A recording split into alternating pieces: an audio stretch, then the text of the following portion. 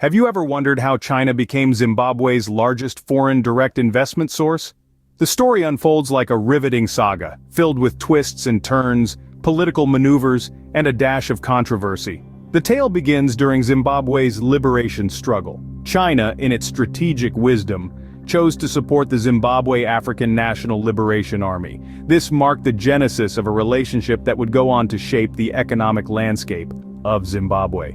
In 1980, following Zimbabwe's independence, China was the first country to establish diplomatic relations with the newly sovereign nation. Zimbabwe's then Prime Minister, Robert Mugabe, expressed his gratitude by visiting China multiple times from 1980 to 85.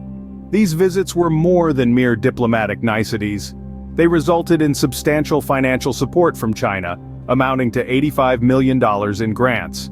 A portion of this funding helped construct the National Sports Stadium in Harare, completed in 1987. But the Chinese support didn't stop there. It continued to flow in the form of funding for numerous projects. The Kariba South hydroelectric power station, for example, received a whopping $500 million, which added 300 megawatts to the national grid. China was also instrumental in the rehabilitation of Units 7 and 8 projects at Hwanga Thermal Power Station. Meanwhile, the Victoria Falls International Airport expansion and the expansion of the Robert Gabriel Mugabe International Airport were financed by China to the tune of $164 million and $152 million respectively. The new Parliament of Zimbabwe building in Mount Hampton also got a boost from China with a generous investment of $200 million.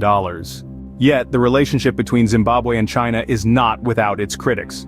Some observers have expressed concern about Zimbabwe's growing dependency on China, viewing it as a potential risk. Others have raised issues about China's alleged violation of domestic laws and labor rights protected by high-ranking officials. However, it's hard to ignore the fact that China has emerged as the largest source of foreign direct investment for Zimbabwe, surpassing the West.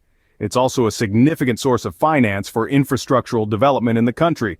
But the deepening ties between the two nations have sparked debates about their impact on democracy and human rights. In summary, the relationship between China and Zimbabwe is a complex one, marked by economic benefits, strategic alliances, and political controversy. It's a relationship that needs careful management for Zimbabwe to derive sustainable benefits.